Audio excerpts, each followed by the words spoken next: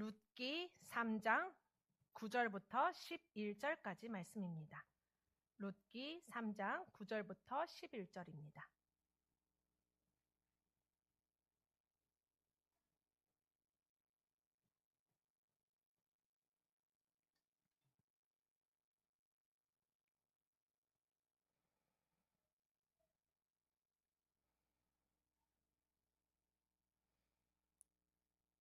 룻기 3장 9절부터 11절 3절 말씀을 한 목소리로 읽을 건데 한 목소리로 읽으려면 조금 천천히 읽어야 합니다.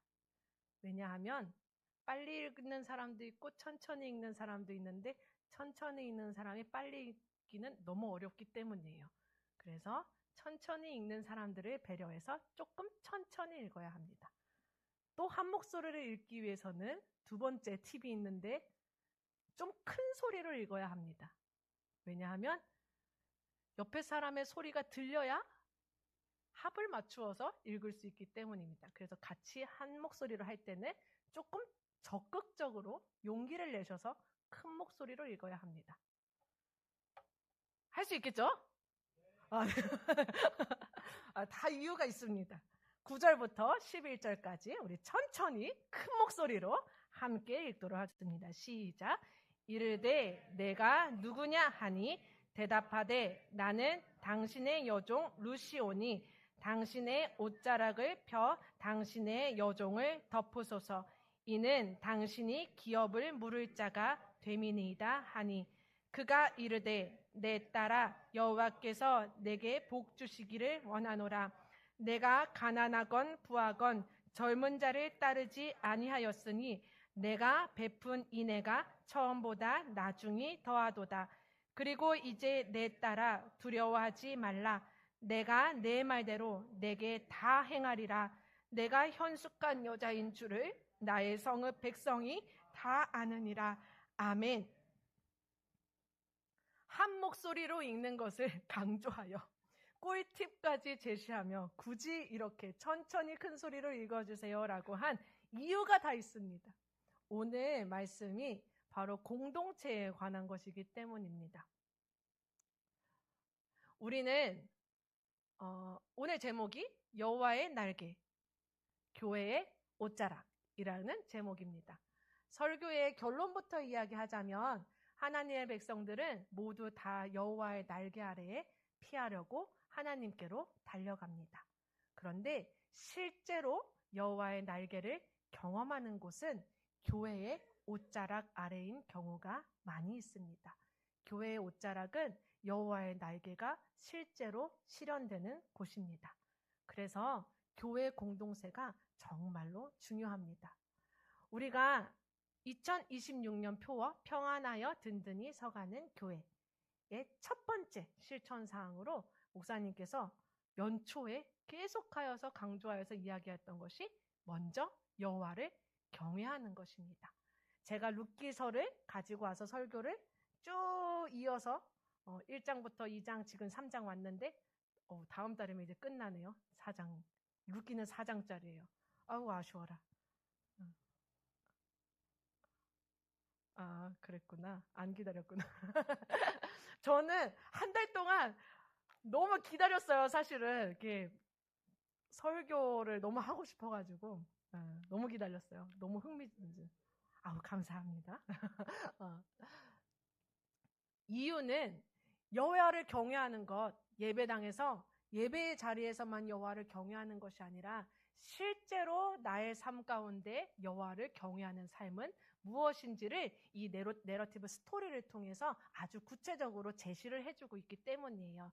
그래서 우리가 룻기 1장에서 살펴보았던 것은 룻기는 하나님의 시선 아래로 피했습니다. 내가 이제 살 길이 막막하여지고 남편도 죽고 시아버지도 죽고 시어머니와 나 혼자 둘만 남았어요. 아무것도 보이지 않는 그 상황에서 어머니의 하나님이 내 하나님이십니다. 어머니의 백성이 나의 백성입니다. 하고 하나님 앞에 생사를 맡깁니다. 또한 하나님의 나라에 생사를 맡깁니다. 그 나라의 공동체, 그 나라의 질서, 그 나라의 약속 아래에 내 삶을 내어 맡깁니다. 무작정 하나님의 날개 아래로 들어가는 행동을 보입니다. 그것이 바로 여호와를 경외하는 행동입니다. 룻기 2장 가운데서 봤던 것은 보아스의 행동이었습니다. 보아스는 룻이 자신의 밭에서 밀 이삭을 주우러 온 룻에게 기꺼이 그 이삭을 줍도록 내어줍니다. 뿐만 아니라 일부러 밀 이삭을 떨어뜨리면서까지 룻이 배고프지 않도록 과부와 고아들을 살피는 그러한 여호와를 경외하는 모습들을 보였습니다. 이것이 바로 성도된 우리와 교회가 해야 될 일인 것입니다. 하나님 앞에 언제나 앞이 보이지 않아도 내 살 길이 막막하여도 하나님 앞에 시선을 붙들고 하나님 앞에 피하는 것. 또한 다른 삶의 방식이 아니라 하나님 아버지의 마음을 쫓아서 하나님 아버지의 방식대로 인애를 베풀며 살아가는 삶이 바로 교회의 삶일 것입니다. 룻기 3장은 그렇게 하나님께 피하는 자의 모습과 하나님의 마음을 합하여 하나님처럼 행동하는 사람, 여호와를 경외하는 두 사람의 모습이 동시에 보입니다.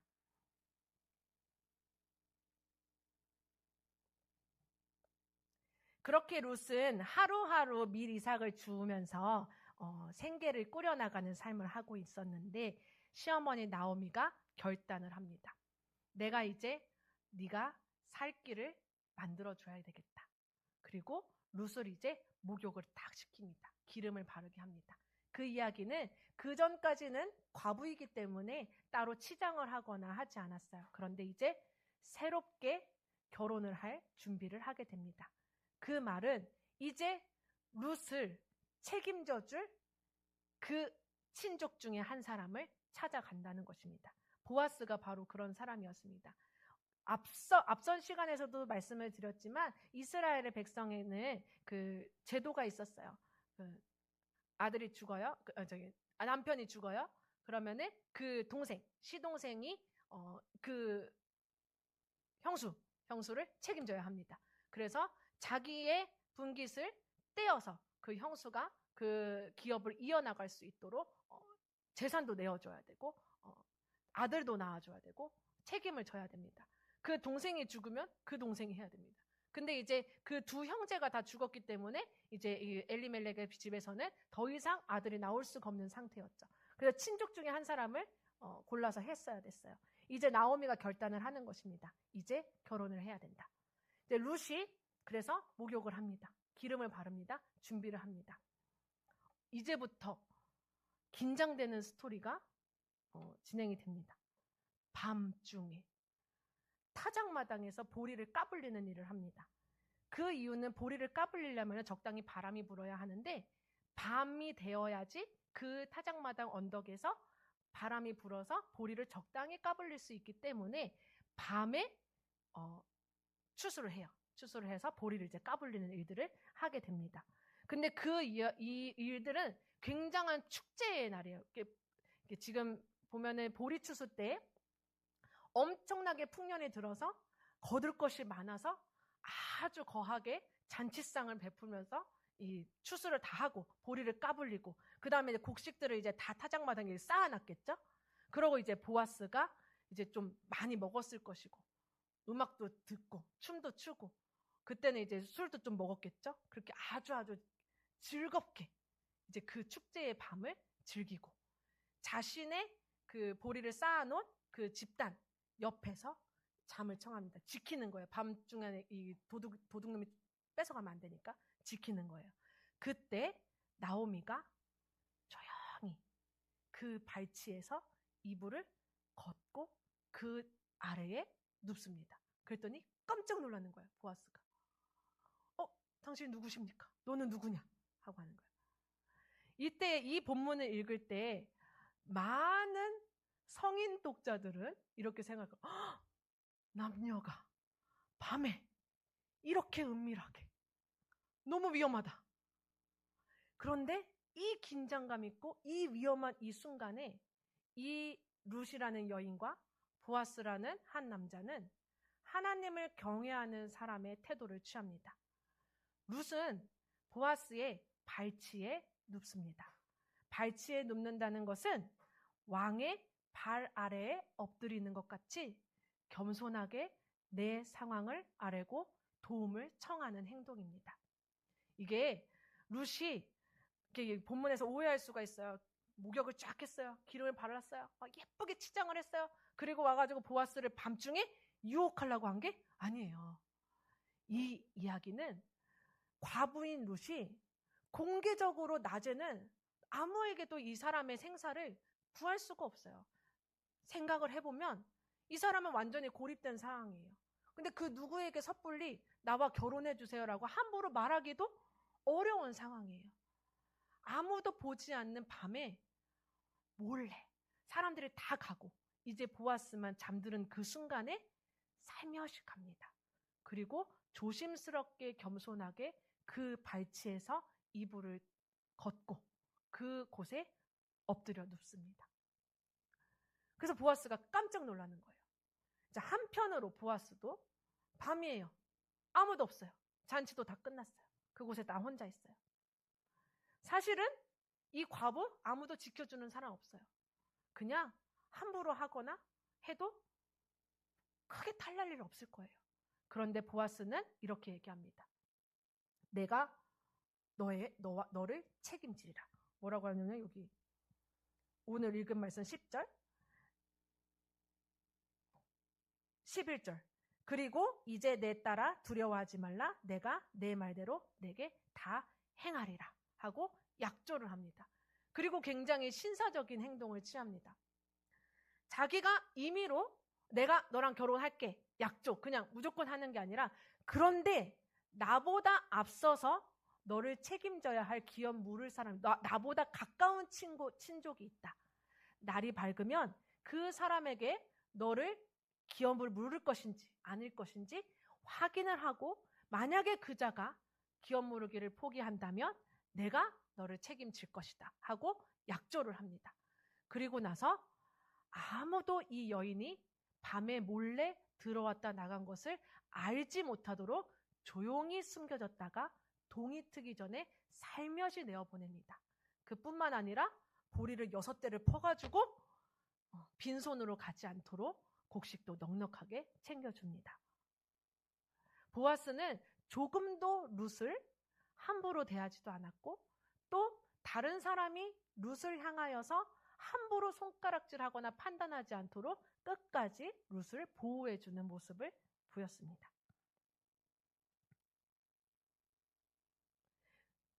룻은 여호와의 날개 아래로 피한 사람이었습니다. 2장에서 보면은 여호와의 날개 아래로 피했다라고 나옵니다. 그런데 룻이 3장에서는 이렇게 얘기합니다. 당신의 옷자락으로 나를 덮으소서 이렇게 얘기를 합니다. 이 날개라는 단어와 옷자락이라는 단어는 히브리어로 카나프라는 똑같은 단어입니다. 여호와의 날개 아래로 덮으러 여호와의 보호하심과 여호와의 지키심의 은혜를 기다리고 이스라엘 땅으로 온 룻은 이제 실제적으로 보아스의 옷자락의 은혜를 구하며 나아갑니다. 여호와의 날개의 보호하심이 보아스의 옷자락으로 실현되는 장소인 것입니다.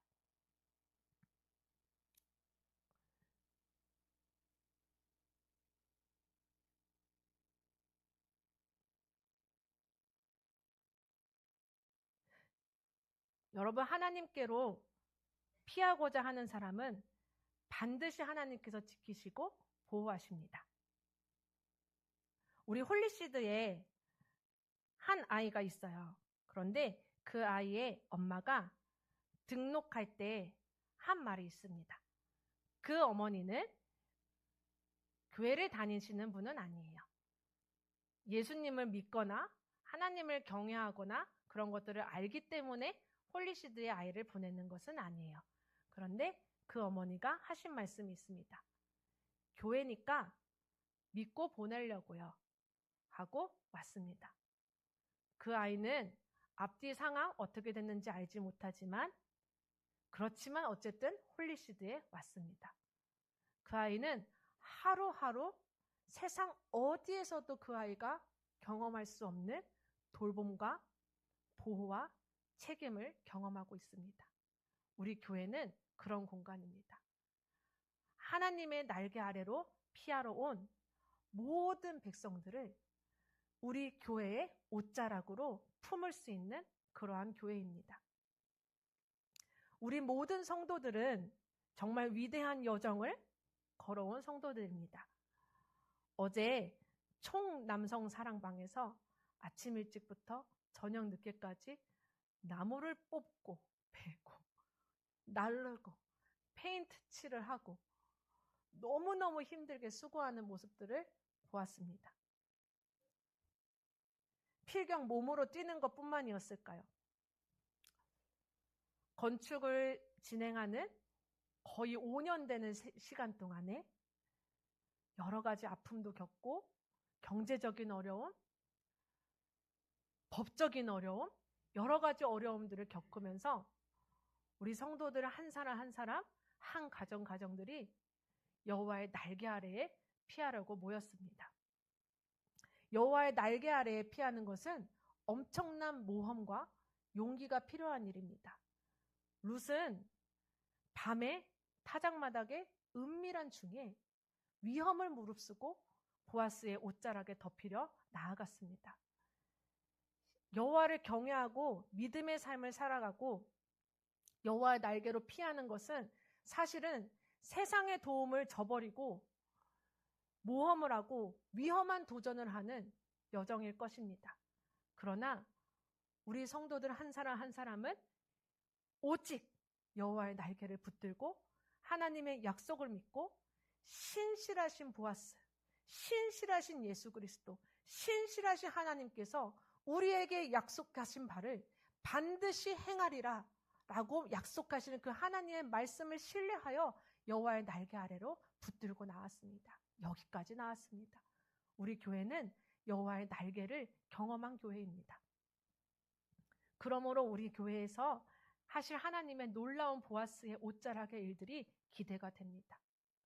뚜레쥬르가 교회에서 운영하는지 모르고 오는 사람들도 많을 거예요.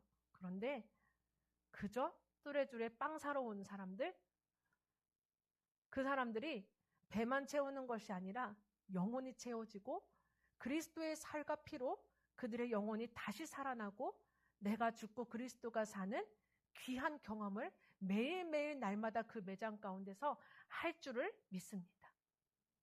홀리시드를 통하여서 갈 바를 몰랐던 아이들이 이곳에서 가르침을 받고 보살핌을 받고 한량없는 사랑을 받고 신실하게 변함없는 사랑을 경험하면서 무럭무럭 자라날 것을 기대합니다.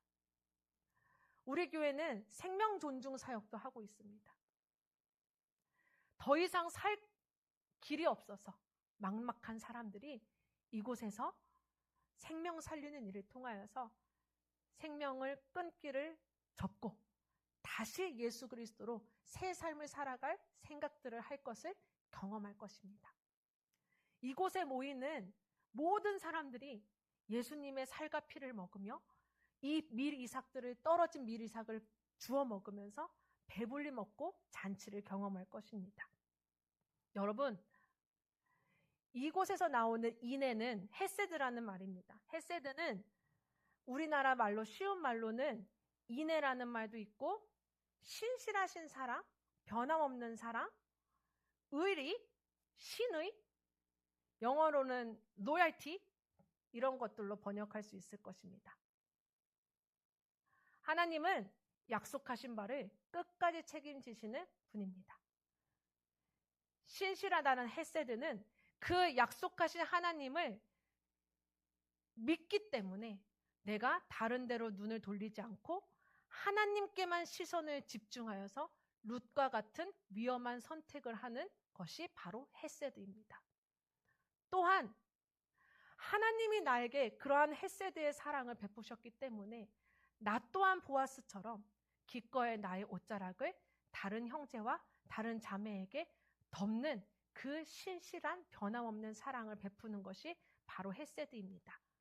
우리 교회가 여호와의 날개 아래에 피하는 교회가 되기를 소망합니다. 또한 우리 교회가 여호와의 날개를 실현하는 보아스의 옷자락을 덮는 교회가 되기를 소망합니다.